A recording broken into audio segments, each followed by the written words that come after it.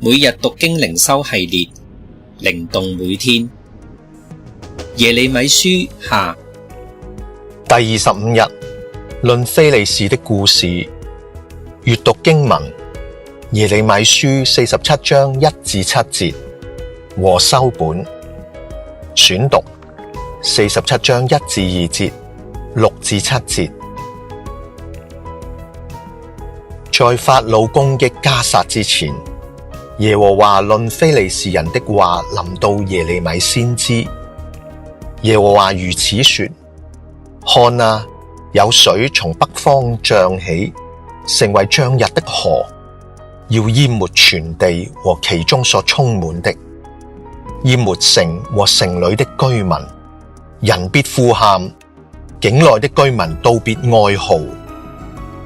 耶和華的刀劍啊，你要到幾時才止息呢？要入鞘，安靜不動。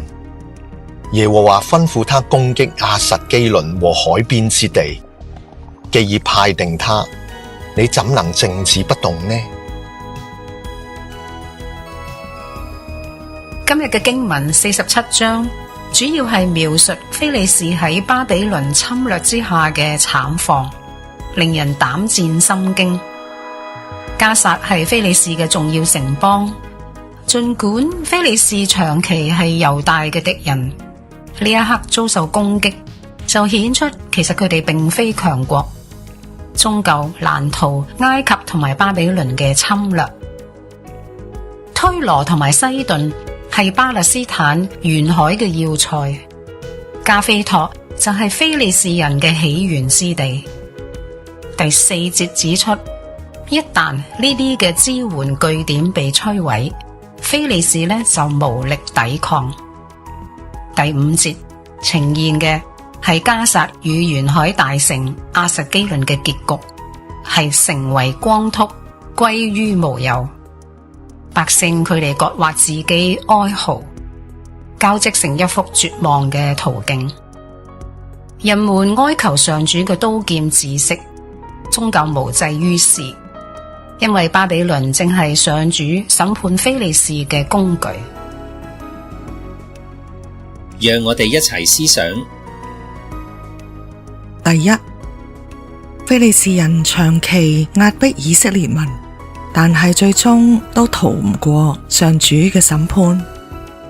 當你身處困境嘅時候，諗到上主必然審判不義，有冇為你帶嚟安慰呢？第二，非利士人遭到上主審判嘅結局，係唔係促使你反思自己生命裏面需要對付嘅罪呢？回應禱告。親愛嘅天父，願我哋時常仰望你，因為你係萬有嘅主宰，係施行公義嘅神。求聖靈時刻光照、保守，使我哋唔犯罪得罪你，恪守本分，活出信仰見證。奉主耶穌嘅名禱告，阿門。